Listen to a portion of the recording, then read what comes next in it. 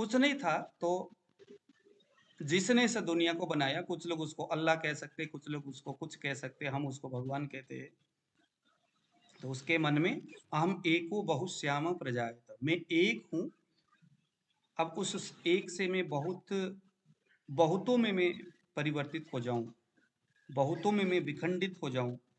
क्योंकि बहुत सारे जीव, जब सृष्टि का विलय हुआ, प्रलय जब हुआ, तो जितने भी जो चेतन चेतन प्रदान जो कुछ था इस दुनिया में, वो सभी एक जीरो में, एक शून्य में जाकर के विलीन हुआ, अपने बहुत सारे अच्छे और बुरे कर्मों के पोटली को लेकर के चला गया, शरीर से बाहर हो गया, शरीर रहित हो गया, जीरो में जाकर के समाहित हुआ। अब चूंकि धर्मशास्त्र हमारा ये बोलता है कि एक इंसान ने जो कुछ भी कर्म किया है, वो तब तक उस कर्म से वो बाहर नहीं जा सकता, जब तक उसके अच्छे और बुरे कर्मों के परिणाम को वो भोग करके नाश नहीं करता। एक आदमी अच्छा कर्म करता है तो उससे पुण्य मिलता है, बुरा कर्म करता है तो उससे पाप मिलता है। पाप और पुण्य ये दोनों ही उसके कर्म के परिणाम है, और इन दोनों को इसको भोगना ही पड़ेगा। सृष्टि का लय हो गया, कर्म भोगने का स्थान नहीं रहा, इसलिए अपने कर्म भोगने के लिए अनंत जन्म और जीवन से समय से प्रतीक्षा करता रहा, उस एक ब्रह्म के उस स्थान में जाकर के। अब भगवान के मन में संकल्प उठा कि मैं अनंत समय से अपने कर्म फल को भोगने के लिए एक शून्य में विलीन होके बहुत सारे जीव बैठे हुए हैं, उनको जागृत करके, उनको जगा करके, उनको अपने अपने कर्म फल भोगने के लिए मैं उनको एक स्थान दूंगा, शरीर दूंगा, एक अवस्था दूंगा, महाभूतों का मुझे सृष्टि करना है, ऐसा उनके मन में आया। और उसके बाद ऐसा हमारा धर्म शास्त्र बोलता है कि उसके बाद कहते हैं कि हमारा जो ये आकाश तत्व था, पहले जब भगवान की इच्छा हुई, मैं आपको अब यहाँ स्क्रीन दिखाऊंगा, जब उनके मन में इच्छा हुई तो उस आकाश जो बिल्कुल जीरो था, कुछ नहीं था, कुछ भी नहीं था, वहां से कुछ चीजें प्रकट हुआ। क्या प्रकट हुआ? वहां से एक चीज प्रकट हुआ जिसका नाम है शब्द तन्मात्रा। शब्द तन्मात्रा, शब्द मीन्स एक वॉल्यूम, एक साउंड निकलना शुरू हुआ। कहते हैं यह शब्द हमारे यहाँ ओम इस शब्द में उत्पन्न हुआ। वेदों में अलग अलग रूप में इस शब्द के बारे में व्याख्या है। जैसे कहीं लिखा है कि ब्रह्मा जी उत्पन्न हुए, भगवान विष्णु के नाभि से एक कमल प्रकट हुआ, वहां से ब्रह्मा जी हुए, फिर वहां से कुछ बूंद, पानी का बूंद ऐसा कुछ नीचे गिरा समुद्र में, ऐसे बोलते हैं, और वहां से एक शब्द उत्पन्न हुआ तप कह करके। वही शब्द हमारे यहाँ पकड़ा गया, मतलब हमारा, प्लीज सभी लोग ऑडियो को म्यूट रखिएगा जरा, उसको बोला गया शब्द तन्मात्रा। कोई तो है जो कि अपने ऑडियो को म्यूट नहीं कर रहे, प्लीज आप म्यूट रखिएगा। तो उन्हें हम कहते हैं शब्द तन्मात्रा। शब्द तन्मात्रा और आकाश, अब ये दोनों चीजें हुई। यहां से एक और शक्ति महाभूतों के संदर्भ में उत्पन्न हुआ जिसका नाम है वायु। वायु तत्व जैसे ही उत्पन्न हुआ, आकाश, वायु और शब्द, ये तीनों के कारण से वायु तत्व उत्पन्न होते ही स्पर्श, ये तन मात्रा, ये उत्पन्न हुआ स्पर्श तन मात्रा। दो महाभूत है और दो तन मात्रा है, शब्द और स्पर्श। इससे अग्नि महाभूत उत्पन्न हुआ। आकाश था, कुछ नहीं था, तो प्रकृति ने सृष्टि संयोजना के उस तहत सबसे पहले संकल्प किया कि अब मुझे ये पृथ्वी आदि, ये जो महाभूत है, यानी सृष्टि का संरचना करना है। और सृष्टि जो है वो महाभूतों के ही आधार पर आधारित है। सृष्टि का संपूर्ण जो व्यवस्था है वो पृथ्वी, जल, तेज, वायु, आकाश, ये पांच महाभूत के ऊपर डिपेंडेड है। यही पांच महाभूत उत्पादन करने के लिए सबसे पहले हमने कहा आकाश से शब्द, वायु से स्पर्श। ठीक है। तीसरे नंबर में वायु से अग्नि उत्पन्न हुआ। अग्नि जो आग है वहां से रूप यानी आंख का विषय है रूप, तो रूप तन्मात्रा उत्पन्न हुआ। अग्नि से जल उत्पन्न हुआ, जल से रस तन्मात्रा, जल से बाद में फिर पृथ्वी महाभूत उत्पन्न हुआ और वहां से गंध तन्मात्रा निकला। तो ऐसा करके क्रमशः आकाश से वायु, वायु से अग्नि, अग्नि से जल, जल से पृथ्वी, ये तीनों चीजें यहाँ पर स्टेप बाय स्टेप बनता गया, निर्माण होता गया और सभी ने अपने अपने तन्मात्राओं को, आकाश ने शब्द को, वायु ने स्पर्श को, अग्नि ने रूप को, जल ने रस को, पृथ्वी ने गंध, ये तन्मात्रा को उत्पादन किया। आकाश जो है वह अनंत है, लेकिन वो स्पर्श यानी छूने योग्य नहीं है। रूप यानी वो देखने योग्य नहीं है। रस यानी वह स्वाद लेने योग्य नहीं है, उसमें कोई स्वाद नहीं है। और गंध यानी उसमें से कोई खुशबू या स्मेल नहीं आने वाला। ऐसे आकाश से जो जीरो में व्यवस्थित था और अभी भी है, वहां से जब शब्द तन्मात्रा निकला तो शब्द यानी शब्द किसका विषय? हमारी जो इंद्रियां है, इंद्रियों की बातें हो रही है। कान जो है ना, वो शब्द तन्मात्रा का विषय है। एक इंसान के कान में आकाश तत्व है। अगर किसी का कान से संबंधित कोई समस्या होती है तो समझ लो ये आकाश तन्मात्रा की बातें हैं। शरीर में जो आकाश तत्व है वो जैसे जैसे गड़बड़ाएगा वैसे वैसे कान की जो सुनने वाली बातें उसमें प्रॉब्लम आना शुरू हो जाएगा, क्योंकि शब्द तन्मात्रा आकाश महाभूत का तन्मात्रा है, यानी उसका सहयोगी है। वायु यानी हवा, यह स्पर्श तन्मात्रा है। इसका स्पर्श यानी छूना। हमारा जो स्किन है यह स्पर्श यानी टच करके महसूस करता है चीजों को। तो हमारी जो स्किन है ये वायु का रिप्रेजेंट करने वाली ऐसी शक्ति है। स्पर्श तन्मात्रा वायु का, यानी अगर किसी के स्किन डिजीज होती है, त्वचा से रिलेशन रखने वाली कोई चीजें होती है, समझ लो शरीर में वायु तत्व जिसका स्पर्श तन्मात्रा है, यहां गड़बड़ी है। वायु के बाद है अग्नि। अग्नि मीन्स आग। आग जो है वो रूप तन्मात्रा को व्यवस्थित करता है, वहां से रूप तन्मात्रा निकलता है। तो जो ये रूप तन्मात्रा है, रूप क्या है? आंख का विषय है। तो अगर किसी के शरीर में आंख की प्रॉब्लम है, आंख में रोग है, ऐसा कुछ है, समझ लो कि उस व्यक्ति के शरीर में पंच महाभूत में से जो अग्नि है वो डिस्टर्ब है। अग्नि महाभूत को ठीक करना है तो नेत्र से रिलेटेड समस्या, आंखों की जो दिक्कतें हैं वो ठीक होगा। ऐसे ही जल, जो जल महाभूत है उसका रिलेशन रस तन्मात्रा से है। तो रस हमारे जीभ से रिलेशन रखता है, जीभ टन। हमारे जीभ से रिलेटेड कोई भी प्रॉब्लम है, टेस्ट लेस हो रहा है, जीभ में घाव हो रहा है, टॉन्सिल हो रही है जीभ में, या और भी बहुत सारी चीजें, किसी को भूख नहीं लग रही है, यानी जीभ जो है रस के स्वाद को आस्वादन महसूस नहीं कर पा रहा है। बहुत सारे रोगों का रिलेशन जीभ के साथ रहता है, क्योंकि हमारा जो जिह्वा है वो रसनेन्द्रिय का स्थान है, जिसका संबंध महाभूत में जो जल तत्व है उसके तन्मात्रा रस तन्मात्रा को स्थान देता है, जिह्वा। तो जल तत्व। उसके बाद आ गया पृथ्वी तत्व। पृथ्वी तत्व का संबंध है गंध तन्मात्रा, जो हमारे नाक से रिलेशन रखता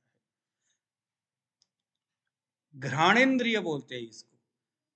हमारी जो तमाम इंद्रिय है, जिसमें एक हो गया कान, त्वचा, आंख, जीवा और नाक, ये हमारे पृथ्वी, जल, तेज, वायु और आकाश, इन तत्वों को रिप्रेजेंट करते हैं।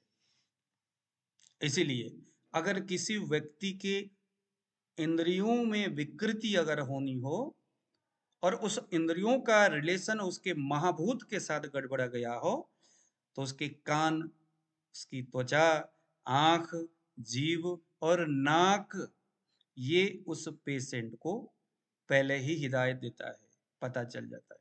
नाक से गंध, गंध जो है कि स्मेल उसकी जो है कि खत्म हो जाती है, पता नहीं चलता स्मेल का।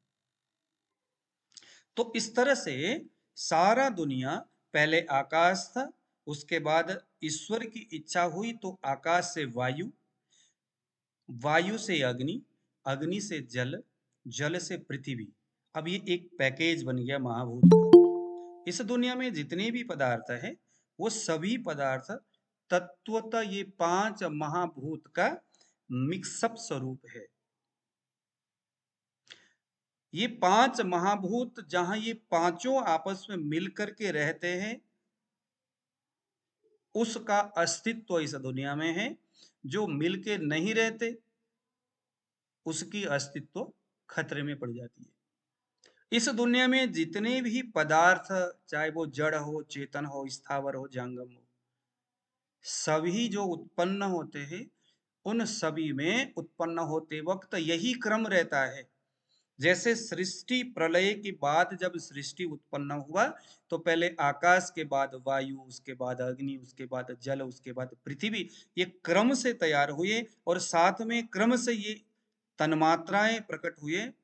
उसी तरह से इस दुनिया में जितने भी जड़, चेतन, स्थावर, जंगम है, उन सभी का उत्पादन इसी क्रम से हो। आपके पास कोई रोगी आएगा, चाहे वो व्यक्ति हो, चाहे पुरुष स्त्री हो, चाहे कोई जानवर, कोई भी हो, उसका उत्पादन इसी क्रम से होना है। हमने तो बस ये देखना है तन्मात्रा के आधार पर कि रूप में गड़बड़ी है तो आकाश और वायु तो सही था, लेकिन अग्नि की गड़बड़ी है। अब जब अग्नि की गड़बड़ी हुई तो जल, पृथ्वी कभी सही हो नहीं सकते। जिसके शब्द तन्मात्रा कान से रिलेटेड प्रॉब्लम है, तो आकाश ही गड़बड़ा गया, वायु, अग्नि, जल, पृथ्वी अपने आप गड़बड़ी जाएंगे एक दूसरे के साथ, क्योंकि ये प्रकृति है, निर्माण का यही क्रम है। लेकिन जब किसी का विनाश होता है, चाहे वो प्रकृति में हो, चाहे कहीं भी हो, चाहे आपके पेट में हो, तो विनाश का क्रम जस्ट उल्टा होता है। पहले पृथ्वी डैमेज होता है, फिर जल, फिर अग्नि, फिर वायु, फिर आकाश। मैं एक उदाहरण देता हूं। मान लीजिए कि एक सेब है और उस सेब को, उसके बीज आपने डाला। जब बीज डाला जमीन में, तो बेशक था तो वो बीज, और उस बीज में आकाश, वायु, अग्नि, जल और पृथ्वी उस बीज के अंदर पहले से निहित था।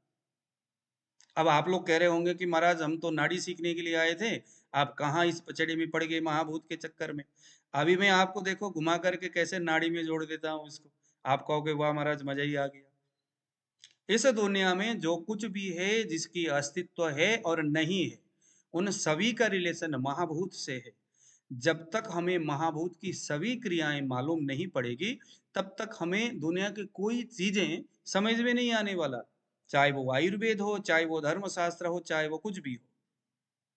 तो हर चीज पढ़ने से पहले हमें, आप चाहे भागवत देख लो, चाहे आप कोई भी हमारे, है ना, हिंदू धर्म के जो जितने भी ग्रंथ है, सभी को आचार्यों ने उन ग्रंथों को लिखते वक्त महाभूत को अपने अलग अलग तरह से व्याख्या किया है। वो कहते हैं भैया करना पड़ेगा, क्योंकि दुनिया का सृष्टि यहीं से प्रारंभ हुआ है, तो पहले इसको समझना है। मान लीजिए कि किसी व्यक्ति ने सेब का एक बीज मन में आया कि जमीन में डाल दूं, तो उसके मन में जो आया, इसका मतलब है कि वह ईश्वर शक्ति उस व्यक्ति के मन में इच्छा जागृत कर रहा है कि महाराज इस एक बीज से अब मैं अनंत बीज में परिवर्तित हो जाऊं। ईश्वर की अलावा तो किसी की ऐसी ही हो नहीं सकती। तो उसी ईश्वर की इच्छा से उस व्यक्ति ने उस बीज को जमीन में डाला। उस बीज में आकाश, वायु, अग्नि, जल और पृथ्वी पहले से निहित था, लेकिन वो किस रूप में था? वह शून्य स्वरूप में था। जैसे महाभूत तो था नहीं, ईश्वर की इच्छा से सारा प्रलय हो गया, पृथ्वी जल तेज वायु आकाश से परिपूर्ण जो जीव है शून्य अवस्था में बैठा है अपने कर्म के फल को भोगने की प्रतीक्षा में। ऐसे ही वह सेब का जो बीज है पड़ा हुआ है कहीं, ईश्वर की इच्छा हुई उस व्यक्ति ने जमीन में डाल दिया। डालने पर चूंकि वो आकाश में सारा वायु अग्नि जल पृथ्वी निहित था, जैसे ही मिट्टी का संबंध हुआ, परमात्मा के इच्छा हुई, वो वहां चला गया मिट्टी में, तो वहां से उस आकाश से वायु तत्व एक्टिव हो गया। शब्द और स्पर्श अपने आप हो रहा है, वायु से अग्नि, अग्नि से जल, जल से पृथ्वी जैसे एक्टिव हुआ, पृथ्वी तत्व से गंध महाभूत जैसे ही उत्पन्न हुआ, तुरंत जो उस वनस्पति में से, उस बीज में से एक छोटा सा अंकुर तैयार हो गया। अंकुर धीरे धीरे बढ़ते जा रहा है और परमात्मा की और भगवान की कृपा से, दृष्टि से, कृपा दृष्टि से उस छोटे से पौधे में क्या है, कई प्रकार की व्यवस्थाएं, उसको फलने फूलने की ऐसी वातावरण कौन दे रहा है? सारे महाभूत दे रहा है, जिसके अंदर भगवान नहीं थे। बाद में धीरे धीरे धीरे धीरे अब उसमें बड़ा हो गया, फूलने लगा, उसमें से फूल निकला। जब फूल निकला, वो फूल निकलने में भी यही महाभूत प्रदान जो परमात्मा की एक जो दिव्य शक्ति था, उस शक्ति के बदौलत फूल निकला। वो फूल कैसा था? आकाश स्वरूप था, कुछ नहीं। अभी धीरे धीरे वायु अग्नि जल और पृथ्वी, उसका संस्कार उसमें होता गया। उस फूल में से धीरे धीरे फल का एक छोटा सा रूप, जैसे जैसे फल बना। बड़ी अचम्म की बात है, महाभूत के संदर्भ में हम बाद में सीखेंगे, उसमें पहले उसके रस में भी परिवर्तन होता हुआ जाता है। आपने देखे होंगे, आप अक्सर देखते होंगे, जो आम है जब एकदम छोटा होता है तो कड़वा होता है, थोड़ा बड़ा हो तो खट्टा, थोड़ा और बड़ा हो तो थोड़ा कुछ कुछ खट्टा और मीठा, थोड़ा और बड़ा हो गया, बड़ा होता गया, पक गया तो एकदम मीठा हो जाता है। उसमें सिर्फ महाभूत ही परिवर्तन नहीं होता, उसमें उस महाभूत के संदर्भ में उसके रस में भी, उसका रस का जो है समय के काल के प्रभाव से रस की भी परिवर्तन वहां होता है। पहले कड़वा था, फिर खट्टा, फिर कुछ और, फिर कुछ और, एकदम मीठा, पूरा सड़ गया तो कुछ और।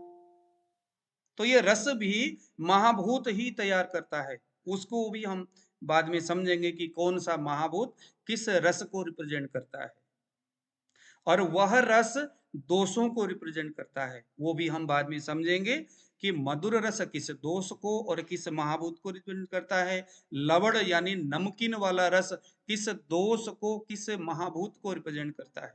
ये एक दूसरे से रिलेटेड है। तो मान लीजिए वो जो सेब है धीरे धीरे विकसित हुआ, मधुर रस प्रदान हो गया, वो सेब एकदम मारा जवान हो गया, उसमें आकाश वायु अग्नि जल पृथ्वी और उसके तन्मात्रा भर भर करके कुट कुट के रखा है। अब आपने उस सेब को निकाला और खाना शुरू किया। जब आप उसको खाओगे तो सबसे पहले उसमें से जो आपके स्टमक में टूटेगा, बहुत सारे हाइड्रोक्लोरिक एसिड्स क्या करेगा, उसको तोड़ना शुरू करेगा। तो सबसे पहले पृथ्वी महाभूत का जो गंध तन्मात्रा सहित स्टमक में टूटना शुरू होगा। इसीलिए देखना वहां वो खुशबू, आपको नाक से वो खुशबू निकलता है। कहां से निकलता है? नाक से खुशबू आपको महसूस होती है। अरे हाँ, सेब में खा रहा हूं, उसका एक अलग टेस्ट आपको रियलाइज होती है। तो सबसे पहले पृथ्वी तन्मात्रा, पृथ्वी जो महाभूत है उसके परमाणु बिखर जाएंगे। जैसे बिखरेगा वहां आकाश वायु अग्नि और जल महाभूत रह जाता है। फिर उसके बाद जल, फिर उसके बाद अग्नि क्रमशः टूटते हुए जाएंगे, फिर वायु, फिर आकाश जस्ट रहेगा। आकाश यानी शून्य, आकाश कभी बिखरता नहीं है, टूटता नहीं है, वो जीरो है। तो वो जो सेब जिस तरह से आकाश से निर्माण होते वक्त पृथ्वी तक पहुंचा था, जब ये लय होगा यानी विनाश होगा, कहीं भी हो, पेट में हो, तो पृथ्वी जल अग्नि वायु और आकाश, इस विपरीत क्रम से विनाश होता है। अगर वो पेट में विनाश होगा तो एक बड़ी मजेदार बात है, सबसे पहले पृथ्वी और उसके बाद जल, ये दोनों परमाणु टूट करके हमारे शरीर में कफ दोष को पैदा करता है। नोट करिएगा इसको। पहले पृथ्वी टूटेगा, फिर जल टूटेगा। टूटने से जो रस उत्पन्न होगा, जो महाभूत और उसके परमाणु जो उत्पन्न होंगे, उसके जो परमाणु जो बिखरेंगे, बिखरते ही ये कहाँ बिखरेगा? आपके स्टमक में। तो वहां कुछ परमाणु उत्सर्जित होंगे, उत्पन्न होंगे टूटने बिखरने के बाद। तो यहां से कफ तत्व का निर्माण होगा। बिखरते हुए, जैसे हम कहते हैं ना, मोमबत्ती जलता हुआ खुद को वो मिटाता है, लेकिन जलता हुआ प्रकाश इधर से उधर फेंकता है वो।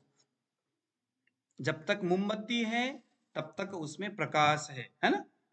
तो ऐसे ही कोई भी पदार्थ निर्माण होते वक्त और विनाश होते वक्त उसके स्वरूप, उसकी क्रियाओं में देखो कितनी भिन्नता रहती है। पृथ्वी के परमाणु टूटा तो कफ के कुछ परमाणु वहां से उत्पन्न होता है। जल के परमाणु टूटा तो कफ के कुछ परमाणु वहां से उत्पन्न होता है। वही कफ हमारे शरीर में न्यूट्रिशन को देने वाला, पोषण को देने वाला, शरीर में बहुत सारे धातुओं को शक्ति देने वाली, बहुत सारे विटामिन, बहुत सारे मिनरल्स को देने वाली, इस तरह की कैपेसिटी वाला कुछ परमाणुओं को बिखरता है। उसे हम कहते हैं कफ तत्व, उसे हम कहते हैं कफ। लेकिन यह कफ दोष नहीं है। ये कफ क्या है? ये कफ धातु स्वरूप में है। दोष क्या है और धातु क्या है, यहीं से समझते हैं। धातु का मतलब है जो हर हमेशा हमारे शरीर का रक्षा करता है, निर्माण करता है, पोषण करता है, कुछ न कुछ अच्छा करता है।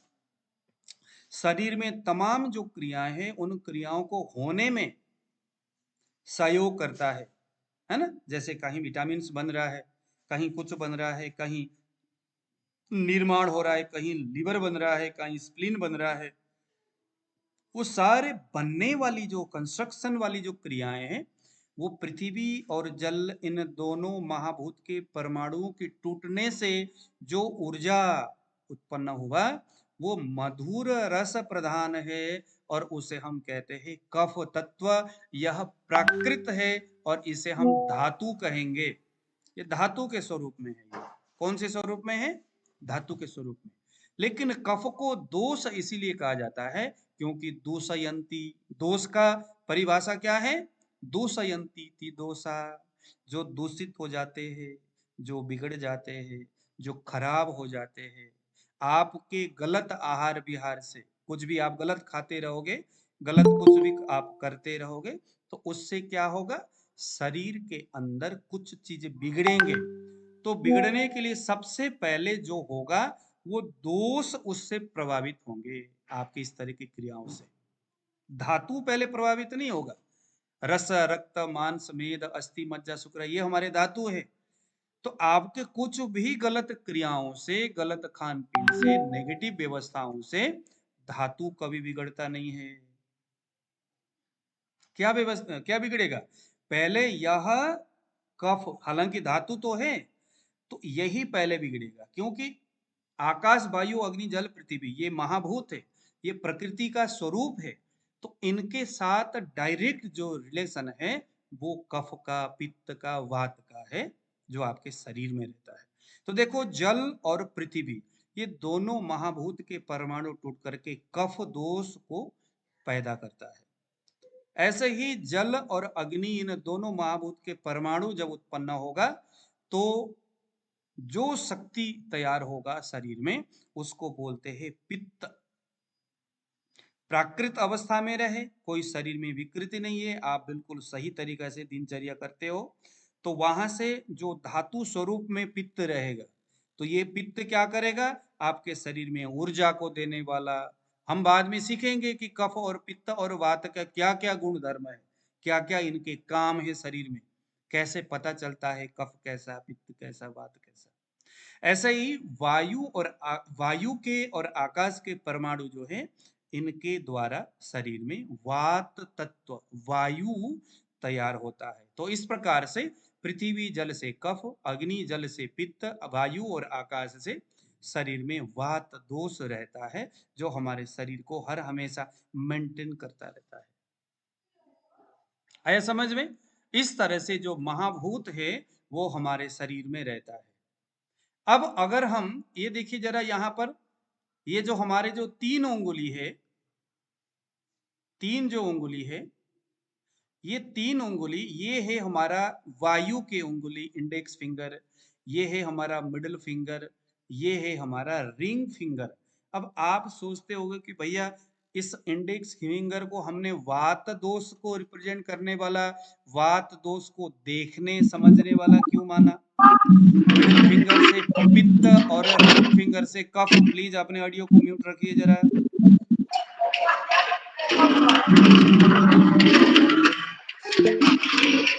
प्लीज अभी कोई सवाल नहीं पूछेंगे, मैं अपनी बात खत्म करूं। मैंने आपको बताया था कि म्यूट रखना है, ठीक है? ओके।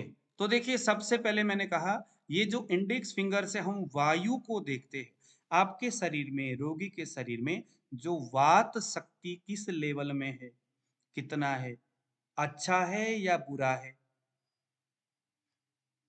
सबसे पहले आकाश और वायु जब सृष्टि की उत्पन्न हुआ, जब सृष्टि जब रहा, तो कौन कौन से महाभूत था? पहले आकाश था, निर्माण होते वक्त फिर वायु था। आकाश और वायु दोनों महाभूत वात दोष को रिप्रेजेंट करते हैं। इसीलिए हमने सबसे पहले इस व्यक्ति के हाथ में जो देखा इंडेक्स फिंगर से, उससे हमने क्या देखा? वात को देखा। तो इंडेक्स फिंगर सबसे पहले हमने जो इंडेक्स फिंगर रखा, उससे हमने वात दोष के शरीर की क्रियाओं को देखना है। शरीर में वायु कितना है, कैसा है, कहाँ है, अच्छा है या बुरा है, सब कुछ, ठीक है? उसके बाद वायु के बाद अग्नि और जल है, तो बीच में कौन सा है? अग्नि है। तो बीच वाला जो हमारा उंगली है, वो अग्नि और जल ये दोनों मिलके पित्त तत्व को रिप्रेजेंट करते हैं।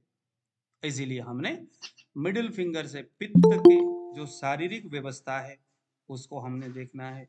फाइनली बाद में जो रिंग फिंगर है, उससे हम जल और पृथ्वी जो कफ तत्व को रिप्रेजेंट करते हैं, वो हम कफ की उंगली से देखेंगे, यानी रिंग फिंगर से देखेंगे। इसका मतलब क्या होगा?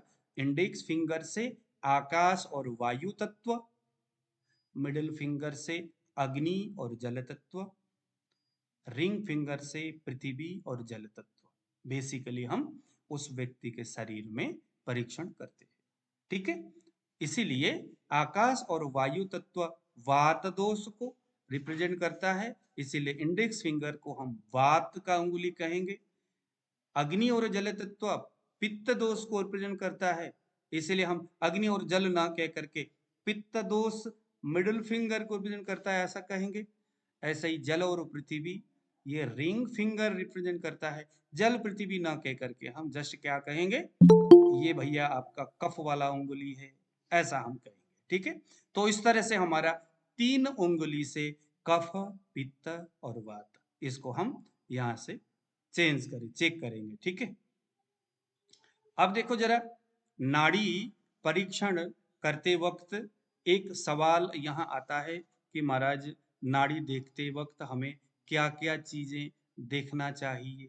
ये जरूर आपके मन में सवाल आता होगा। नाड़ी तो देखना है, मगर उस नाड़ी से हमें देखना क्या है? अभी हम लोग, हमारा आज का जो क्लास है वो डेमो वाला क्लास है। बहुत सारे लोग हैं ऐसे जो नाड़ी सीखना चाहते हैं, लेकिन मैं आपको कहूँगा हम सिर्फ नाड़ी ही नहीं, हम समूचे आयुर्वेद को विस्तार से सीखेंगे।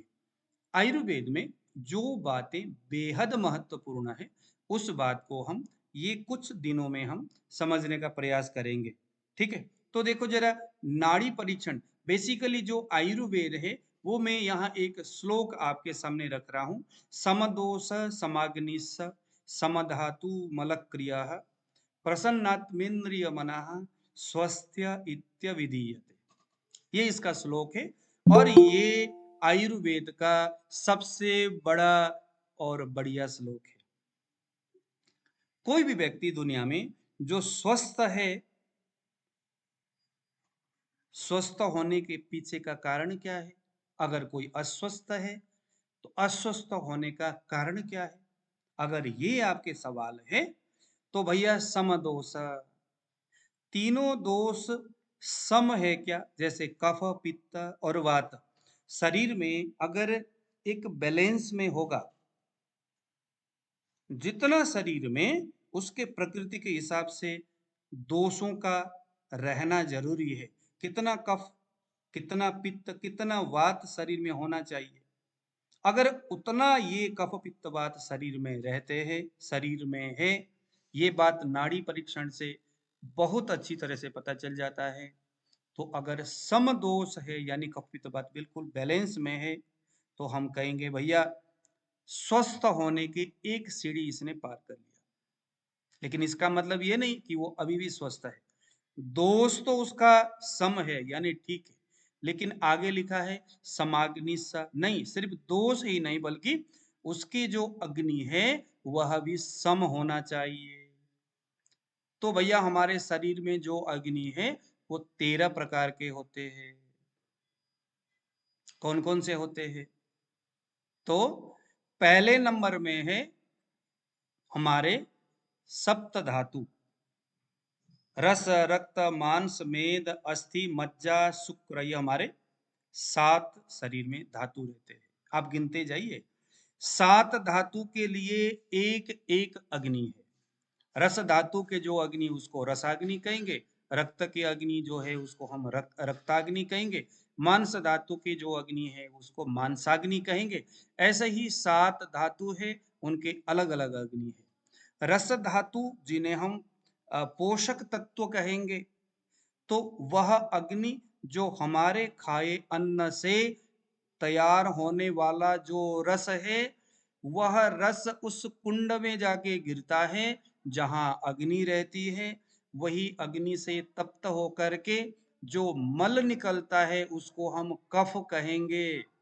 जो कफ दोष है वो उसी अग्नि से पक करके तैयार होता है, तो उसको हम कहेंगे भैया प्राकृत कफ। क्या कहेंगे? उसको हम कहेंगे यह स्वाभाविक प्राकृत, जो हमने भोजन किया उस भोजन के आधार पर हमारा कफ तैयार होगा। अब ये कफ का मतलब बलगम नहीं होता, कफ का मतलब होता है जो हमारे शरीर को निर्माण करने में जो सहयोगी तत्व है उसी को हम कफ कहेंगे। इसके बारे में हम बाद में विस्तार से बात करेंगे। तो भैया आपके शरीर में जो ब्लड है, उस ब्लड की प्रसन्नता, वो ब्लड अगर अच्छा तभी होगा जब उसका अग्नि सही रहेगा। जैसे किसी को डायबिटीज है, इसका मतलब है उसके रक्त के अग्नि कमजोर है। किसी को सोराइसिस है, इसका मतलब है उसके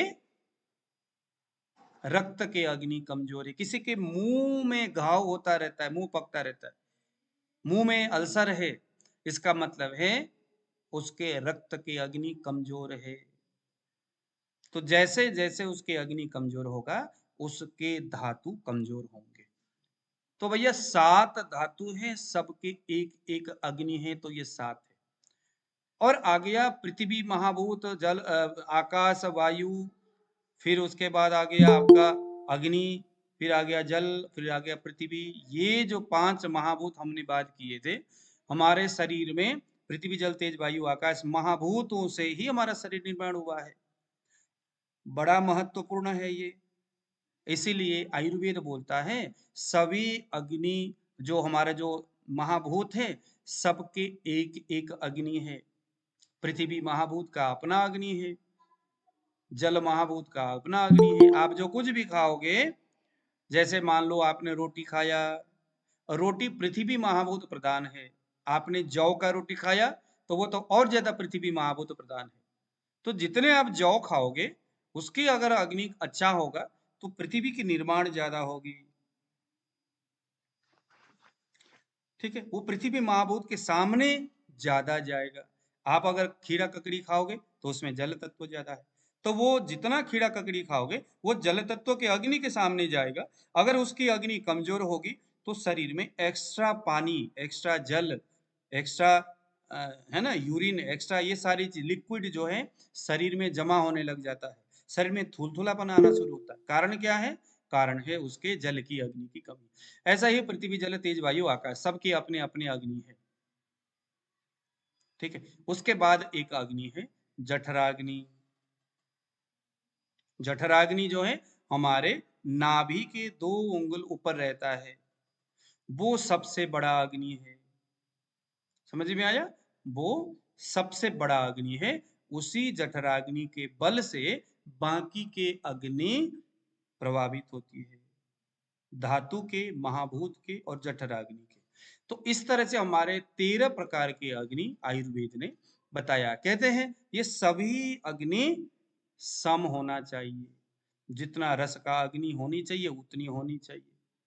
कोई भी गड़बड़ा गया तो शरीर भैया सम तो नहीं रहेगा, स्वस्थ तो नहीं रहेगा। मलक क्रिया, धातु भी हमारा सम होना चाहिए, सम धातु। रस रक्त आदि जो धातु है वो एकदम बैलेंस में होना चाहिए। और हमारी जो मल है, हमारे शरीर में बहुत सारे मल है, वह मल भी प्रॉपर होनी चाहिए। मलमूत्र नीचे से जाता है, जो पसीना है, कान से निकलने वाली, दांत से निकलने वाली, अलग अलग अवस्थाओं की। जैसे मैं आपको बताता हूं, शरीर से निकलने वाली मैल या जो विकार है वो क्या है? वो मल है।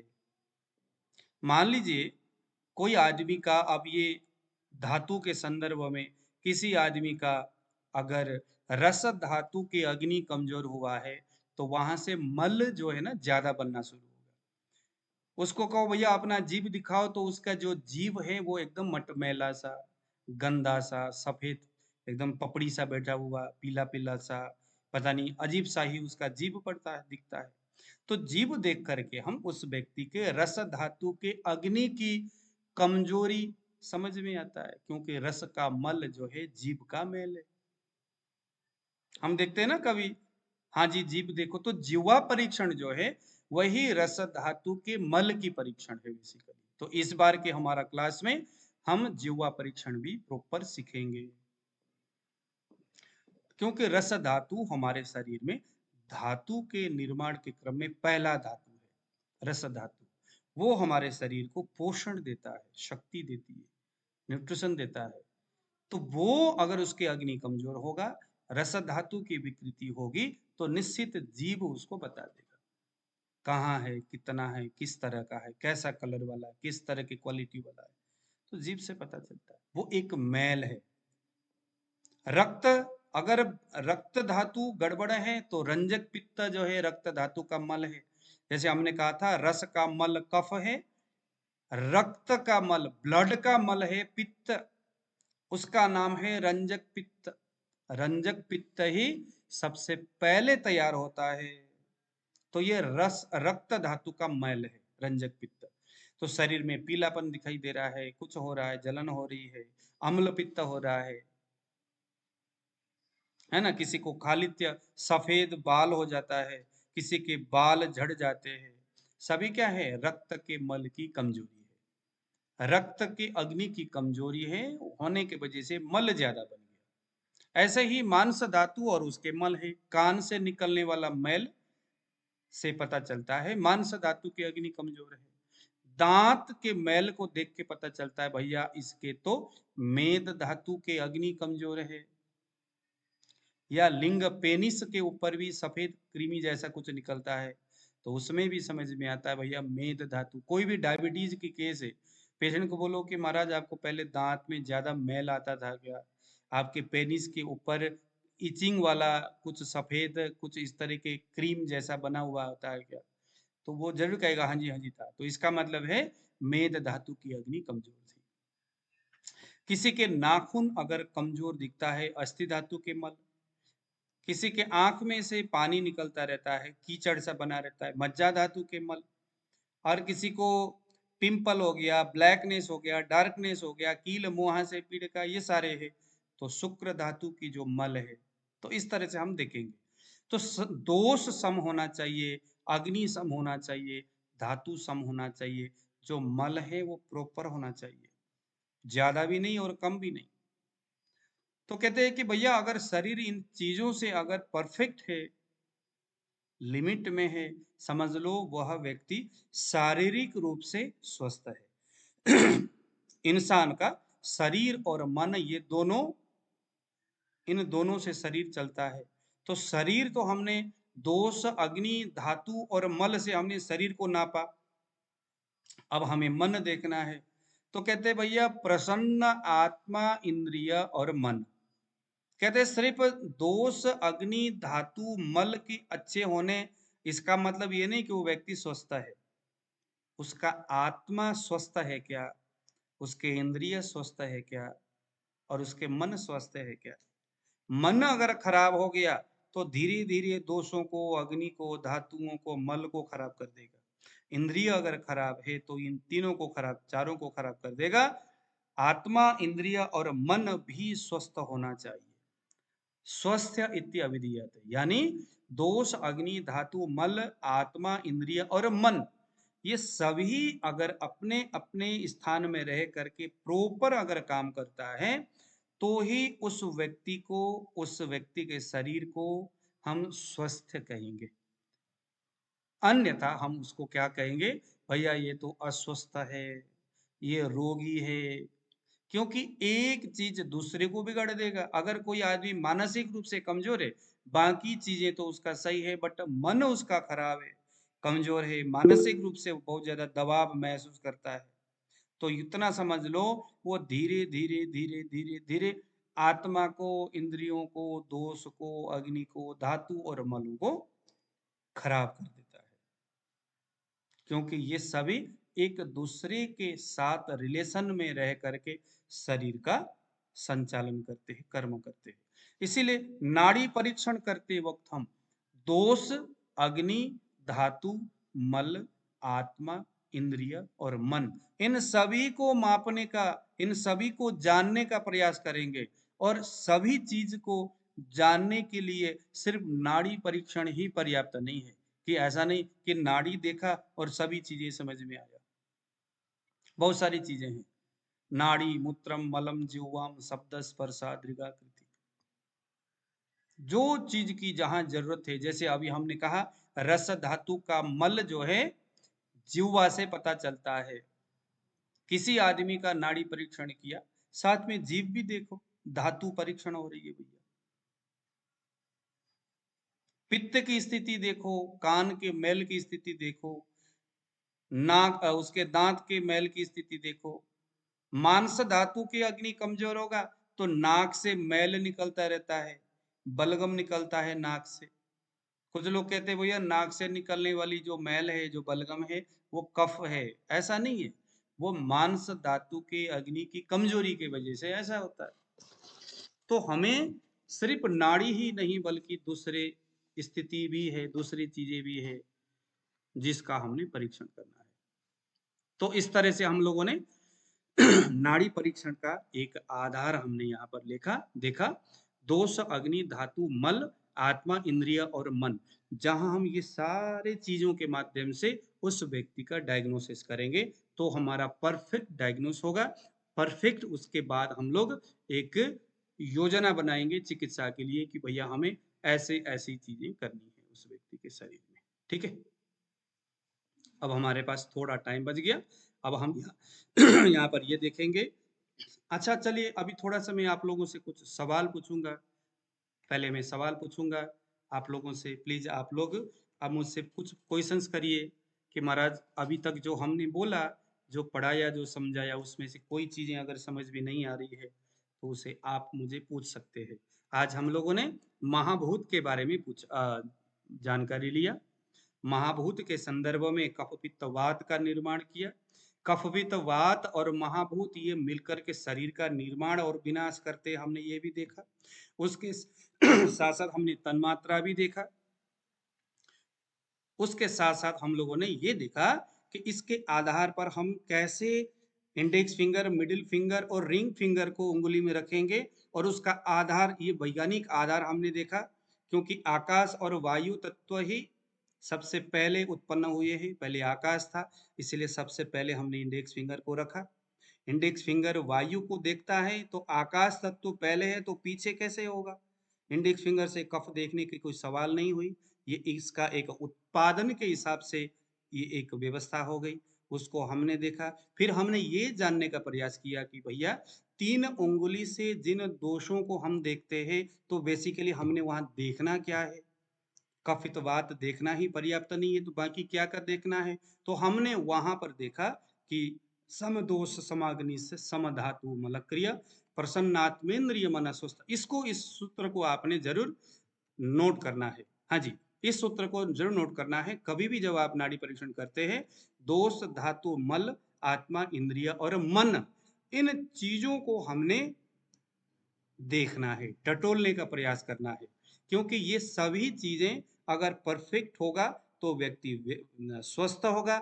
इनमें से कोई एक चीज अगर खराब होगा तो अभी तो ये ठीक है, स्वस्थ है, दिखता है, लेकिन आने वाले समय में ये अस्वस्थ हो सकता है। सभी का अपना अपना रूट है। अगर उसका मन आज अगर अस्वस्थ है, तो मन जब अस्वस्थ होगा तो वो किस तरह से किन दूसरी चीजों को खराब करेगा। जैसे अगर मैं कहूं, तो मन अगर उसका अभी खराब है, तो वो सबसे पहले वो वायु को बिगाड़ेगा, क्योंकि मन का रिलेशन डायरेक्ट वायु के साथ। जब वायु बिगड़ेगा तो अग्नि को बिगाड़ेगा, जब अग्नि बिगड़ेगा तो फिर कफ को बिगाड़ेगा। इसको आप लोग नोट करो। पहले मन बिगड़ेगा, तो मन के बाद उसका वायु बिगड़ेगा। वायु जब बिगड़ेगा तो बिगड़ने वाला वायु हमारे अग्नि को बिगाड़ेगा। जब अग्नि बिगड़ेगा तो फिर कफ बिगड़ता है। तो ये ना, ये जो क्रम होता है हमारे शरीर में, आगे और पीछे, अनुलोम और प्रतिलोम विकृति बोलते हैं इसको। ये शरीर में भी होता है और इस तरह के हमारे दोषों में भी होता है। इसको आप लोग नोट कर लो। पहले मन बिगड़ा, अगर कोई आदमी स्ट्रेस में रहता है, तनाव में रहता है, दबाव में रहता है, और बाद में पता चला ये आदमी को तो कोई दिक्कत हो गई और उसका कारण उसका मन था, तो चिकित्सा हमारा क्या होगा? पहले उसके लिए सिरोधारा करेंगे, नस्य करेंगे, तमाम चीजें करेंगे जिससे हमारा मन ठीक, क्योंकि मूल कारण मन है।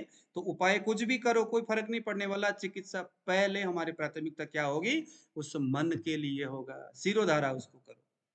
उसके बाद दूसरे क्रम में क्या बिगड़ा था? वायु बिगड़ा था। कभी भी मन डायरेक्टली कफ को नहीं बिगाड़ता, वो वायु के ही साथ संबंध में रहता है, तो वायु बिगाड़ेगा। तो देखो कि वायु कब बिगड़ा, बिगड़ते वायु की हालत पता चल जाएगा। उसके बाद बिगड़ने वाला वायु का संबंध अग्नि के साथ होता है। जठराग्नि सामने समान वायु है, तो अग्नि को बिगाड़ेगा। मंदाग्नि होगा तो आम की उत्पत्ति होगी, वही आम कफज हो सकता है, उसने कफ को बिगाड़ दिया। तो इस तरह से एक स्ट्रेस में रहने से, एक लेडीज या कोई पुरुष अपने घर में किसी व्यक्ति के मृत्यु होने पर जो रोती या रोता रहता है, अधिक रोने से उसका मन जो प्रभावित हो जाता है, बिगड़ जाता है। उससे वायु बिगड़ा, वायु से पित्त, फिर कफ, फिर कोई रोग हो गया। मूल कारण क्या था? मृत्यु के समय में रोना। तो इस तरह से रोगों का संबंध कहां कहां हो रहा है, इसको जानने की एक विधि जिसका नाम है प्रश्न परीक्षण। तो ये सारी चीजें भी हमें सीखना होगा। अभी आपको समझ में आया होगा कि सिर्फ नाड़ी समझना ही पर्याप्त किसी व्यक्ति का प्रॉपर डायग्नोस नहीं है। एनाटॉमिकल डायग्नोस तो होगा, हाँ जी आपके लीवर में ये दिक्कत है, नाड़ी बता देगा। हाँ जी, आपके स्प्लीन में ये प्रॉब्लम है, मुझे नाड़ी बता रहा है, ये तो पता चलेगा। लेकिन स्प्लीन बिगड़ा क्यों है, ये नाड़ी नहीं बताने वाला। ये कैसे पता चलेगा? दर्शनम स्पर्शनम प्रश्न, इसको आप लोग नोट कर लो। पहले देखना है, लीवर बिगड़ता है तो उसके पैर, अगर उसकी किडनी में अगर कोई प्रॉब्लम होगी तो पैर की उंगलियां बता देता है, उसमें कुछ स्वेलिंग होगी, उसके कलर में डिसकलरेशन होगा। अगर लीवर में कोई प्रॉब्लम होगा तो एब्डोमिनल, उसके पेट में नाभि परीक्षण करने से पता चलेगा। ये तमाम दूसरी चीज है। दर्शनम, पहले देखना है, पेशेंट को पता चलता है, चेहरे से पता चलता है। स्पर्शनम, फिर नाड़ी परीक्षण, उसको स्पर्श करके पता चलता है। फिर प्रश्न ही, फिर बहुत सारी चीजें पूछना पड़ेगा। तो रोग परीक्षण का 3 प्रमुख कारण अब यहां निकला। दर्शनम देख करके, स्पर्शनम स्पर्श करके, नाड़ी परीक्षण करके, प्रश्न ही यानी पूछ करके। अब उसको बहुत सारे सवाल पूछना है, क्योंकि वो अपने किसी सगे संबंधी की मृत्यु में बहुत ज्यादा रोया या रोई थी, उसके कारण से मन बिगड़ा, फिर वायु बिगड़ा, फिर पित्त बिगड़ा, फिर कफ बिगड़ा, अभी उसको रेस्पिरेटरी एलर्जी है। और ये कफ वर्गीय है, संबंध कफ का दिखता है, उसको खांसी भी आती है, कफ जैसा बलगम सा निकलता है। तो यहाँ नाड़ी में तो बेशक रेस्पिरेटरी एलर्जी दिखेगा, लंग्स के प्रॉब्लम दिखेगा, नाड़ी तो ये बताएगा भैया लंग्स की प्रॉब्लम है, लेकिन नाड़ी तो हम चिकित्सा के लिए देखते हैं। नाड़ी देखने का प्रयोजन क्या है? हमें चिकित्सा करना है। तो चिकित्सा तो भैया उसके लिए तो हमें घुमाना पड़ेगा सारी बातें, किस वजह से ये हुआ, जड़ को पकड़ना पड़ेगा। उसका जड़ क्या है? वह व्यक्ति किसी के मृत्यु में अधिक दिन तक रोया था। ये रोना अधिकम योग मन्येता, कोई भी व्यक्ति अपने जीवन में कुछ अधिक करता है, अधिक खाना, अधिक चलना, अधिक हंसना, अधिक खेलना, अधिक दौड़ना, ज्यादा व्यायाम करना, कुछ भी अगर वो अधिक करता है, ये सभी अधिक क्रियाएं उसके मन और वायु दोनों को बिगड़ता है। हाँ, अग्निधरा कला एवं मज्जाधरा कला। अभी सुकांत जी, अभी ये नए विद्यार्थी, इनको अग्निधरा कला मज्जाधरा कला पता नहीं है, हम धीरे धीरे इनको सारे बातें समझाने वाले हैं। तो ठीक है, आज हम लोगों का क्लास यहीं तक है। कल हम लोग नाड़ी परीक्षण के विषय में कुछ स्पेसिफिक बात करेंगे। कल से हम लोग नाड़ी के बारे में वास्तविक और व्यवस्थित तरीका से कल से हम लोग स्टेप बाय स्टेप समझते हुए जाएंगे। अब आप लोगों को मैं कुछ टाइम दूंगा, आप लोग पूछिए आज की क्लास में क्या कंफ्यूजन हुई, कौन सा शब्द समझ में नहीं आया। चलिए बोलिए, कोई ऐसी बातें जो आपने नोट किए हो क्लास के बीच में जो समझ में नहीं अच्छा आए? सर भेज देंगे सर। हाँ जी, अच्छा वीडियो भेज दिया सर क्लास का। हाँ हाँ वो तो भेज देंगे। हाँ जी, जी जी देवराज सिंह जी आप जरा खोलिए म्यूट, अपना ऑडियो को खोलिए। डॉक्टर बीना शर्मा जी आप जरा अपने ऑडियो को खोलिए, और आप लोगों ने कुछ अगर क्लास में चीजें अगर नोट किया हो, नहीं समझ में आया हो तो उसे बताइए। देखिए अभी तो थोड़ा ये है कि टर्म समझनी थोड़ी मुश्किल हो रही है, याद रखनी। एक्चुअली बात तो समझ में आ रही है, लेकिन याद रखनी, जैसे हाँ कुछ चीजें तेरा तो अब देखो ऐसा ना, अग्नि मेरे पास सामग्री पीडीएफ है, बताई वो मैं मेरे पास है, पीडीएफ है, वो मैं आप लोगों को याद। भेज दूंगा। जी लेकिन इसमें थोड़ा सा याद रखने के लिए है कि अभी वीडियो दोबारा कल आप देख लीजिएगा, कुछ जो मोटी मोटी बातें हैं उसको एक बार लिखेंगे तो उसको याद, अभी मैं जब बोलता हूँ तो उस समय भी आप लोग अगर नोट करोगे तो याद हो जाएगा। नोट करते हुए आप ना सुनते जाइएगा, याद हो जाएगा। नोट जो है उसको बाद में मुझे आप पूछिए कि सर ये मैंने नोट किया, ये समझ में नहीं आया। ये परफेक्ट तरीका है क्लास लेने का। एक तन मात्रा से जो आपने कहा, तन मात्रा एक छोटी इकाई इसको कहा जाए, हाँ छोटी तन इकाई होती है, मात्रा। जैसे कि देखो तन मात्रा का मतलब छोटी इकाई, बहुत अच्छी बात आपने कहा।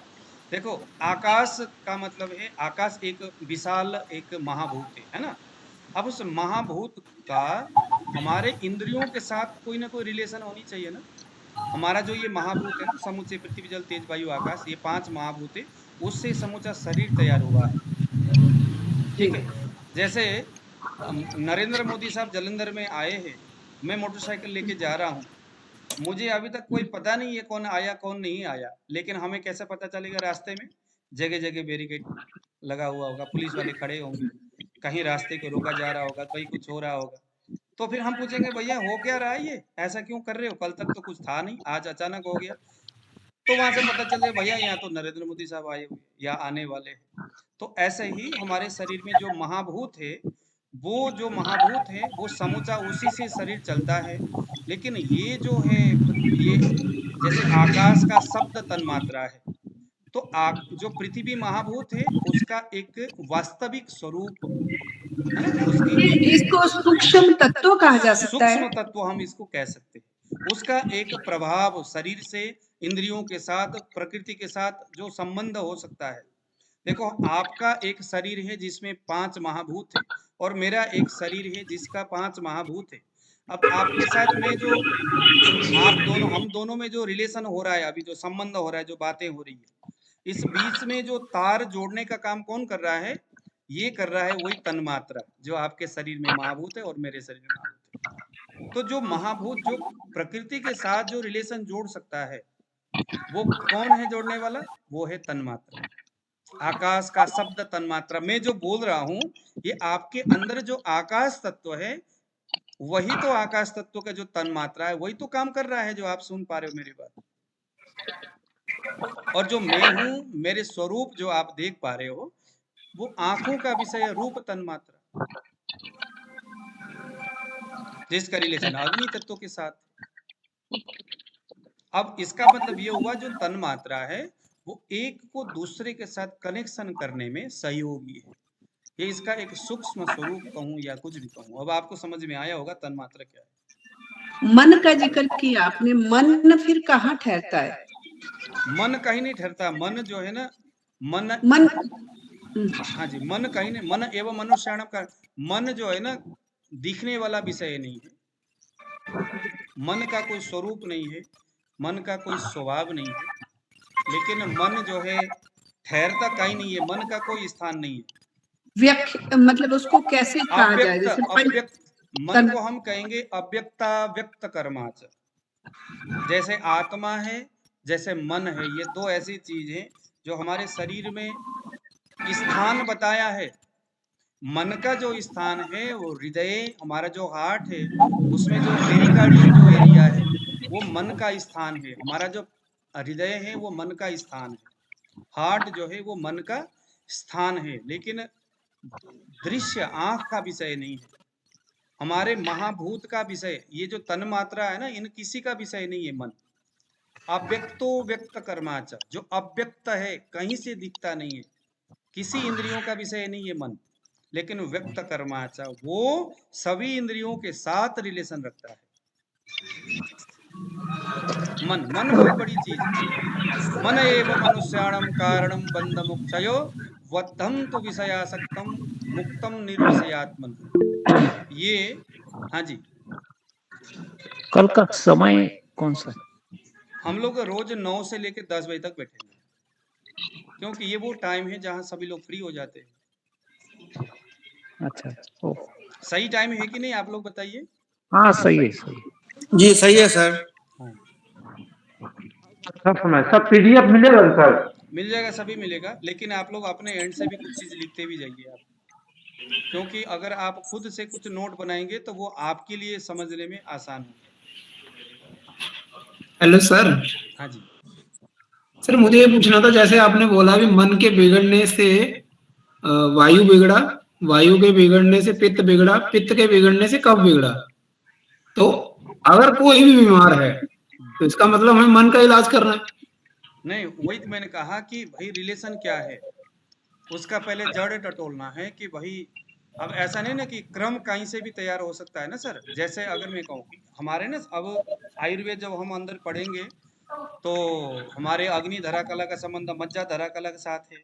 अगर कोई आदमी बहुत ज्यादा स्ट्रेस होता है तो उसका मज्जा धातु, जिन्हें हम बोन मैरो कह सकते हैं, जिसे हम शरीर का स्नेह कह सकते हैं, वो कमजोर होता है। जैसे कोई आदमी बहुत ज्यादा स्ट्रेस में है तो क्या होगा, उसका मज्जा धातु कमजोर होगा। मस्तिष्क अगर उसकी कमजोरी होगी मस्तिष्क की, उससे क्या होगा, मज्जा धातु का रिलेशन हमारे अग्नि के साथ रहता है। तो अग्नि धरा कला हमारा ग्रहणी जो है, हमारा जो पेट है वो खराब हो जाएगा। जब पेट ग्रहणी जब खराब हो जाएगा तो उससे स्किन डिजीज हो सकती है, क्योंकि त्वचा के साथ अग्नि का संबंध है, त्वचा के साथ मन का संबंध है। ये ना एक दूसरे के साथ बहुत सारे ऐसे चीजें हैं जो रिलेशन में रहते हैं। तो हमें बस यही पकड़ना है प्रश्न पूछ करके, और हमें वहां पर ना रास्ता निकालना है कि भाई किसका रिलेशन कहाँ किधर से है। उसके बाद एक नोट बना करके हमें अपना चिकित्सा व्यवस्था बनाना है। जैसे कोई आदमी जब स्ट्रेस में रहता है तो उसको स्किन डिजीज हो सकती है, त्वचा विकार।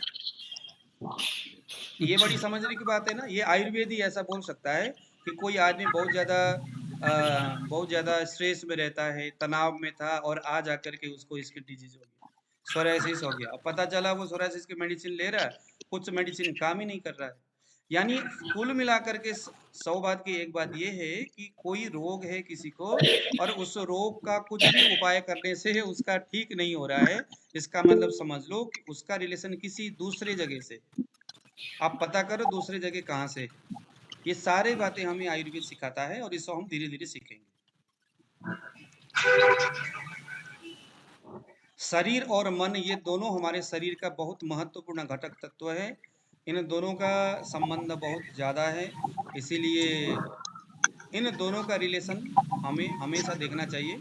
एलोपैथ वाले तो मन को पूरी तरह से इग्नोर करते हैं ना, वहाँ तो मन का तो कोई लेना देना ही नहीं है। हाँ जी, अरे मन क्या चीज़ है यार, दवाई खाओ ना ठीक हो जाओगे। लेकिन सर ऐसा एक नहीं बात और, एक बात मेरी, ये जो हार्मोन्स होते हैं, हार्मोन्स, जी, इसको रस केमिकल कैसे कहा जाए आयुर्वेद में? हार्मोन्स को हम कहेंगे एक तरह का ऊर्जा जो पित्त से रिलेशन रखता है। अभी हमने कहा अग्नि, जो अग्नि तत्व, जो अभी हमने कहा ना पित्त तत्व, अग्नि और जल से जो उत्पन्न हो रहा था पित्त, वो सभी हार्मोन्स पित्त वर्गीय है, यानी अग्नि से रिलेशन रखता है।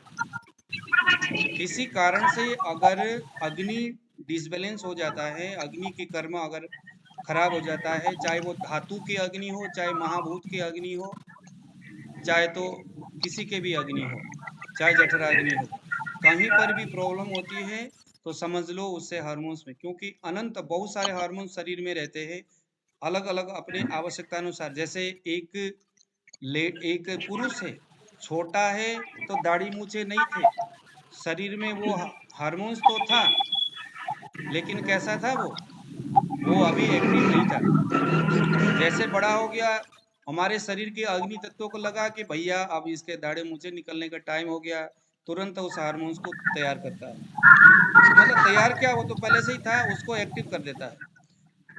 वो अग्नि है सारे। अगर उसका गुरु जी अग्नि में एक डिसबैलेंस, मेरे को उसका अगर अग्नि अगर खराब है, डिसबैलेंस है, अग्नि तत्व यानी अग्नि और जल तत्व, वो जिससे पित्त तत्व का निर्माण हो रहा था, अगर उसकी गड़बड़ी है तो उसमें कई प्रकार के हार्मोनल डिसबैलेंस दिखेगा।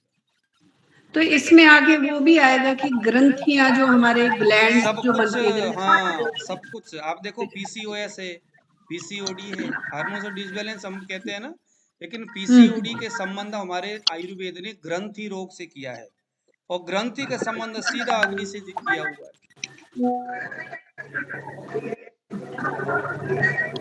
तो जितने भी हार्मोनल डिसबैलेंस है वो सब के सब अग्नि धरा कला, अग्नि धातु की गड़बड़ी है। जैसे किसी को हम कहते हैं ना इंसुलिन, इंसुलिन क्या है, इंसुलिन यह भी एक धातु अग्नि है। क्या है ये, धातु के अग्नि है। हमने कहा था ना कि धातुओं के अग्नि होते हैं। मेघ अग्नि धातु जो जो है, है, अग्नि को जी, हाँ जी, अग्नि को कैसे डिफाइन करेंगे? अभी थोड़ा सा उलझ गए हम लोग कि अग्नि को कैसे डिफाइन करेंगे? जैसे धातु की अग्नि, जल की अग्नि, जो इसको कैसे कहेंगे? एक चीज मैं आपको बताऊं, ये देखो मेरा ना पढ़ाने का एक थोड़ा सा बुरा तरीका है और आदत है। मैं पहले कुछ चीज डाल देता हूँ आप लोगों के जहन में, और आप लोग इसको ढूंढते रहोगे, ढूंढते ढूंढते बहुत सारी चीजें दिमाग में आ जाती है, और दूसरे दिन मैं उसका इलाज मैं आपको बता देता हूँ। दूसरे दिन पूरी तरह से मैं बता दूंगा वो क्या चीज है। तो आज के क्लास में जो कंफ्यूजन है, जो समझ में नहीं आया, कल वो पूरा होगा। आज और कल जो चीज समझ में नहीं आया, परसों के क्लास में पूरा होगा। यानी आप स्टेप बाय स्टेप हर रोज क्लास अटेंड करते रहेंगे तो आज का सवाल कल ऑटोमेटिकली आपको उसका जवाब मिल जाएगा। ठीक है, लेकिन फिर भी इस तरह से सवाल होना जरूरी होता है।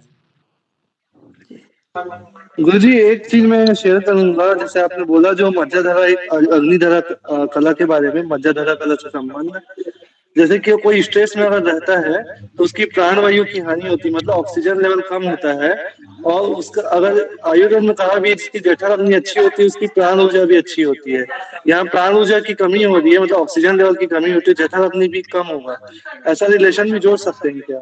हाँ हाँ, प्राण का मतलब सिर्फ ऑक्सीजन ही नहीं कहेंगे, प्राण का मतलब शरीर का ऊर्जा, शरीर जी की जीवनीय शक्ति, जो मृत्यु तक इंसान का शरीर को जो लेकर के खींच करके जो लेके जाता है, हर बुराइयों से, हर समस्याओं से, चाहे वो मानसिक हो चाहे वो शारीरिक हो, हर तरह के से जो जिसको बचाता है, वो सभी जो शक्ति है उसका नाम है प्राण।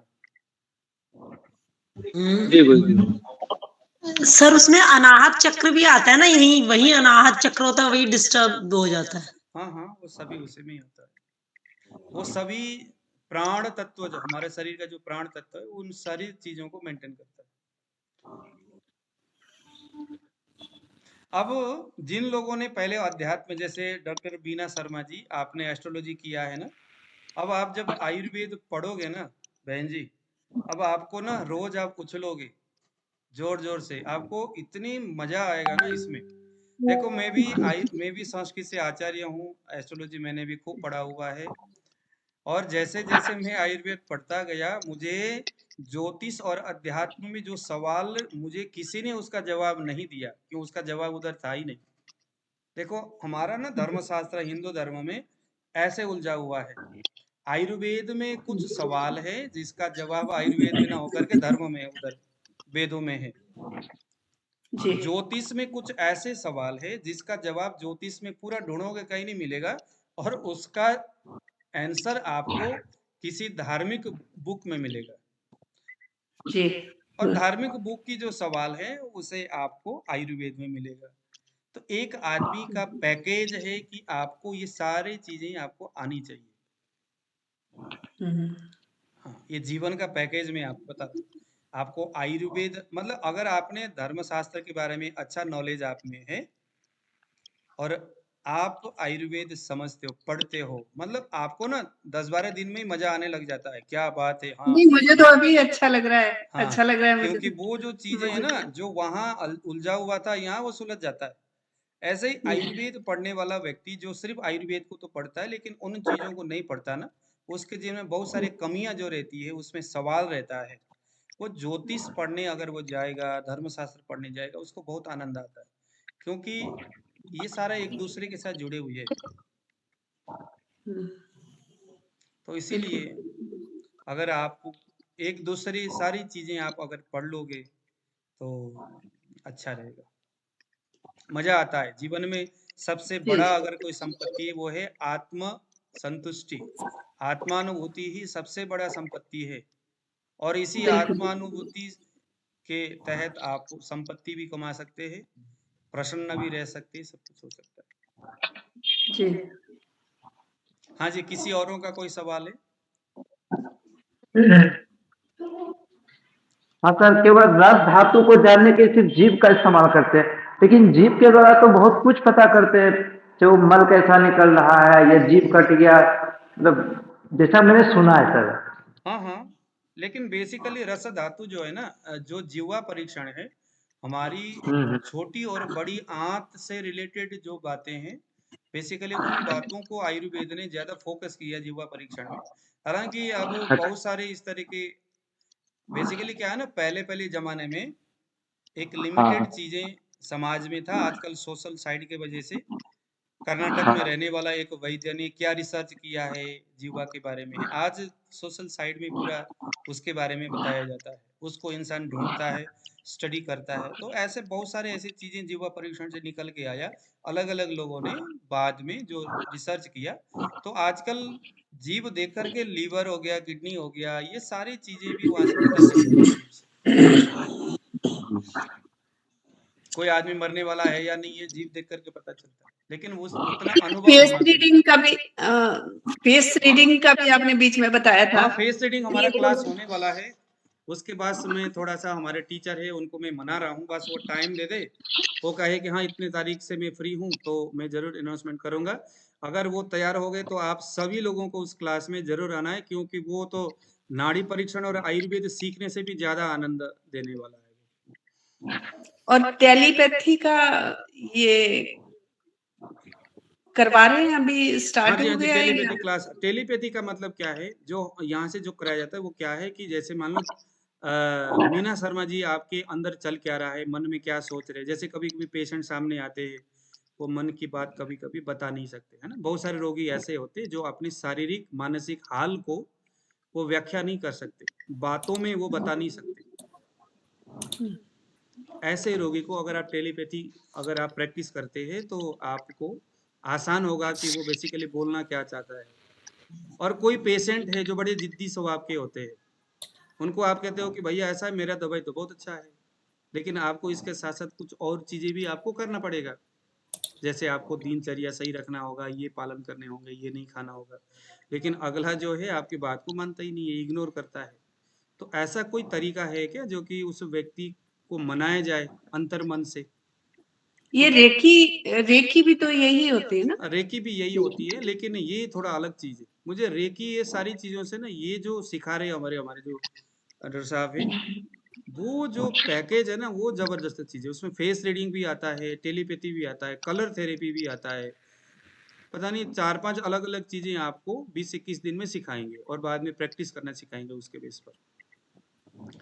तो 4-5 चीजें अलग अलग उसमें वो बताते हैं। पहले कहते हैं कि ये सीखो, ये सीखो, उसके बाद फिर आपको सप्त चक्र साधना ये सिखाएंगे, चक्र साधना, चक्र को कैसे एक्टिव करना है, ये सारी चीजें। उसके बाद फिर आपको कुछ चीजें सिखाया जाता है उसमें, जो कि फेस रीडिंग, टेलीपैथी के संदर्भ में, कैसे किसी के दिमाग में, जैसे देवेंद्र सिंह जी को मैं कैसे अभी अपना मैसेज भेजूं, देवेंद्र सिंह जी के पेट में गुड़गुड़ करके आवाज आ रहा है, वो मुझे कैसे पता चलेगा? मैं यहीं से देवेंद्र जी को कैसे ठीक कर सकता हूँ? मीना जी के शरीर में क्या कुछ चल रहा है उसको भी जानूं, और यहाँ बैठे बैठे मैं आपको ठीक कर सकूं। तो ये सारे कैपेसिटी, ये फेस, ये जो सिखाते हैं उसमें वो सारी चीजें आता है। हमारे यहाँ पर ईसुकांत जी, यहाँ ईसुकांत जी आप आते हैं शायद, है ना? टेलीपैथी करते हैं आप? हाँ, नित्य करता हूँ सर, सवेरे शाम। हाँ, तो कितने दिन का आपने क्लास लिया था यहाँ पे? मैंने सर लगभग 1 मंथ का लिया था। तो कैसा लग रहा है आपको टेलीपैथी करके? सर उसका ऐसा है ना सर, जिसके मुंह में गुड़ होता है ना, उसकी मिठास को वही जानता है, और बाकी जो हाँ, ज्वाइन ये एक बात है, ये एक बात है, ये बिल्कुल आपने बिल्कुल सही कहा। एक आदमी ने कभी गुड़ नहीं खाया, उसने कभी नहीं खाया, सब कभी सुना भी नहीं, खाया भी नहीं, पता ही नहीं है गुड़ किस बला का नाम है, और उसको आकर के कोई कहे कि महाराज गुड़ बड़ा स्वाद होता है, अगला कहे भैया ये किस बला का नाम है, तो दूसरे ने आगे कहा अरे महाराज इसने कभी गुण देखा नहीं, सुना नहीं, समझा नहीं। उसको आप गुण के बारे में जितना मर्जी बताओ कि ये गुण ऐसा मीठा, ये वो, उसके बारे में जितना आप व्याख्या करो, वो आदमी को तब तक उसके रस स्वादन का अनुभूति नहीं होगी जब तक वो आदमी खुद उस गुण को नहीं खाता। क्या मैं इनसे पूछना चाहती हूँ कि ईशुकांत जी क्या अपना मैसेज पहुंचा पाते हैं दूसरों तक, जो टेलीपैथी का इन्होंने सीखा है? मैं ये बोलूंगा, देखिए अभी मेरा जो अनुभव है मैं उसी की बात करूंगा और इधर उधर की बात नहीं करूंगा। मैंने अभी तक अपने आज्ञा चक्र तक का काम किया है। आज्ञा चक्र में भी हम अटके हुए हैं, यूं समझ लो, और हम पूरी श्रद्धा से वहां पे लगे हुए हैं, प्रत्येक दिवस करते हैं। वहां पर हमको जो वाइब्रेशंस मिलते हैं, वहां पर जो सूचनाएं मिलती है, उसको हम ग्रहण भी करते हैं। हमारे एक मित्र बलदेव जी हमारे साथ साधना करते हैं, उन्होंने मैसेज पहुंचाया है। अविनाश सर जो हमारे इसमें जो टेलीपैथी में है, उनको कॉल मी करके उन्होंने मैसेज पहुंचाया, और अविनाश सर ने कैरी किया और उनको तुरंत कॉल किया। आज से 3 दिन पहले की बात है, आई थिंक 3 से 1 हफ्ता हो गया, सॉरी, समथिंग 1 वीक। तो उन्होंने उनको मैसेज किया, आप उनसे पूछ सकते हैं। मैं उनसे हूँ अभी बलदेव जी से, तो मैं अभी आज्ञा चक्र तक का मेरा काम हुआ है। जी मैम, अनुभव वही तक है मेरा, और बहुत सारी चीजें हैं, जब आप आएंगे तो मैं बात करूंगा आपसे। ठीक है, ठीक है, बहुत अच्छा। ठीक है जी, आज टाइम काफी ज्यादा हो गया। ईशुकांत जी, हाँ जी। सर सिर्फ लास्ट एक क्वेश्चन है सर, ये जो टेलीपैथी होता है, तो मतलब हम मन के, मतलब हम कितना भी डिस्टेंस में हो, हम उनका समस्या को जान लेते हैं, बीमारी को, और फिर ठीक कैसे होता है सर? ये कैसे संभव है? मेडिसिन का तो हम समझ सकते हैं। अब ऐसा है ना, मैंने आपको वही बताया ना कि अब गुड़ वाली बात। अब करते करते हो जाता है, वो पता नहीं कैसे होता है, वो आपके ऑरा के ऊपर डिपेंड करता है। तो मतलब हम दूर में आपको समझ नहीं, आपकी समस्या नहीं, आपको कोई बीमारी को, और हम यहीं से आपको ठीक कर दिए बिना मेडिसिन, मतलब यही इलाज है ना? हमारे ना इस क्लास में पहले से अभी 3 सेशन हो चुका है। तो पहले सेशन में एक लेडीज थी, कोलकाता से थी शायद। जी वो सर। जो लेडीज है ना, उसके अंदर वैसी चीजें आ गई थी कि वो हमारे क्लास में ही आकर के एक दिन उसने ऐसे ही बताया कि सर आप, किसी को बताया उसने, अब वो पता नहीं ऐसे बताया कैसे बताया, लेकिन वो कह रही थी कि मैं ऐसा कुछ, मतलब मुझे ऐसा लगता है कि मैं ऐसा कुछ कर पा रही हूँ, ऐसे वो बोलती थी। वैसे मुझे वही एक लेडीज दिखाई दिया, बाकी दूसरे किसी ने मुझे ऐसा नहीं कहा ऐसा कुछ होता है कहकर ठीक करने के लिए। सर 2-4 बार मुझे भी ऐसा हुआ है कि किसी जैसे पेशेंट का मैं अभी नाम पूछने से पहले मेरे अंदर से वो नाम आ जाता है। देखो, मैं क्या है मुझे नहीं पता। 3 सेशन मैंने कराया और बहुत सारे स्टूडेंट प्रैक्टिस करते हैं और उनकी बातें जब मैं सुनता हूँ तो मैं एक निर्णय में पहुँचा हूँ कि डॉक्टर मीना शर्मा जी के शरीर में जो ऊर्जा है, जो ऑरा है ना, वो ऑरा एक तरह के आपके साधना से कर्म कराएगी और वो कुछ भी हो सकता है ना। वो सिद्धि जो होता है अलग अलग तरह से होता है। ऐसे अब देवेंद्र सिंह जी वो अगर टेलीपैथी करेंगे तो उनके अंदर जो सिद्धि की जो तरीका है वो कुछ और हो सकता है। उनके पूर्व जन्म के कर्म के आधार पर कहूँ या उनके साधना के आधार पर कहूँ या उनके दोषों के आधार पर कहूँ, क्या आधार कहूँ, क्योंकि ये ना सब अलौकिक शक्तियां हैं, अलौकिक बातें हैं।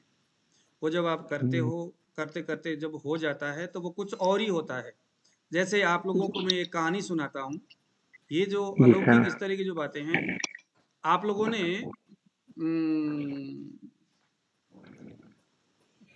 एक ऋषि जिनका नाम है पाणिनि, नाम सुने होंगे पाणिनि, जी, जी। जिन्होंने हाँ व्याकरण सर, लिखा था। व्याकरण जी लिखा। सर, क्या हाँ, तो करें पाणिनि संस्कृत। जो है ना एक बार कहीं हिमाचल में कहीं तपस्या करने के लिए गए। एक पर्वत में पाणिनि थी और दूसरे पर्वत में सनत कुमार आदि बैठे हुए थे, भोलेनाथ जी की तपस्या कर रहे थे। और भगवान शंकर जी बहुत लंबे समय तक तपस्या करते करते भोलेनाथ जी आए उस पहाड़ में जहाँ पर सनत कुमार आदि थे और उनको दर्शन दिया, जो भी उन्होंने कहा सब कुछ हो गया और आते वक्त वहां डमरू बजाया। तो एक व्याकरण में शब्द आता है नृतावसाने नटराज राजो ननाद ढक्कम नवपंच वारम उर्धर्तु कामन सनकादि सिद्धार्थ एतत् विमर्शे शिवसूत्र जालम। ऐसा कर करके पाणिनि ने आई उड़ रिल रिक ए ओं आई औच हयवरट लड़ ऐसा करके 14 माहेश्वर सूत्र उन्होंने तैयार किया था।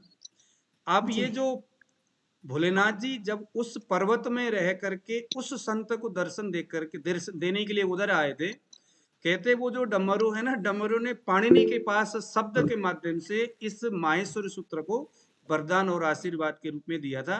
कुटुर कुटुर करके कहते 14 बार तक वो जो डमरू बजा, उस डमरू से वैसे शब्द निकला जो पाणिनि के कान में आई उड रिल रिक ए ओं आई औट हय वड रड करके ऐसे 14 शब्द उनको सुनाई दिया। उसी को उन्होंने आशीर्वाद माना, भोलेनाथ जी को दूर से नमस्कार किया, चले गए। तो कहने का मतलब ये अलौकिक शक्तियां जो होती है ना, वो किसको कब किस रूप में किस तरह से क्या कुछ कराती है वो कोई नहीं कह सकता। जब आप साधना करते हो, जब आप उस चीज को करते हो तो करते करते बाद में आपको पता चलता है कि भैया मुझे ये मिला।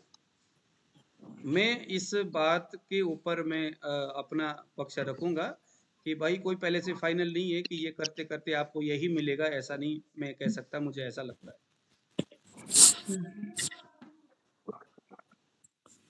सर ये जो कफ पित्त बात है, जब नाड़ी हम लोग देखते हैं ये तो क्लियर होता है कि कफ की बीमारी है, पित्त की बीमारी है या वात की बीमारी है, लेकिन ये क्लियर नहीं हो पाता कि ये कौन सी बीमारी है। हाँ, वो सारा क्लियर हो जाएगा आपके क्लास में। वो तो अभी तक आपने क्लास अटेंड नहीं किया ना पूरा, यही सारी मैं चीज पहली करने बार के ही लिए तो देख हूँ पाया आपको। ये। हाँ जी, मैं पहली बार देख पाया। जब तक पेशेंट से ये ना पूछा जाए कि आपको हो क्या रहा, तब तक ये क्लियर नहीं हो पाता ये। हाँ वो सारा हो जाएगा, वो ये तो तो क्लास ये तो आप समझ सर। में आ जाए, ये तो समझ में आ जाता है कि ये कफ की बीमारी है, लेकिन कफ में कौन सी बीमारी है ये क्लियर नहीं होता। हाँ सर, इसी इसलिए तरह तो पित्त आप में कौन सी सर बीमारी है ये नहीं क्लियर होता। इसीलिए तो आप क्लास नाड़ी परीक्षण के क्लास में अब आए हैं। आप पूरा क्लास आप अटेंड करिए, उसको रियलाइज, उसको महसूस, उसको आपने स्टडी करना है, उसको नोट बनाना है, प्रैक्टिस करना है। फिर क्लास के अंत में ये आपका सवाल का जवाब अपने आप आपको मिल जाएगा। Thank you sir. आप सही जगह में पहुंचे हो सीखने के लिए। बस बशर्ते इतनी सी बात है कि सीखना है आपने, सुनना नहीं है। आप यहाँ पर ना सुनने के लिए नहीं बैठे, सीखने के लिए। सीखने के लिए क्या चीज चाहिए? सीखने के लिए नोट बनाना है, प्रैक्टिस करना है, उसमें दिलो जान से लगना है, जो समझ में नहीं आए उसको पूछना है।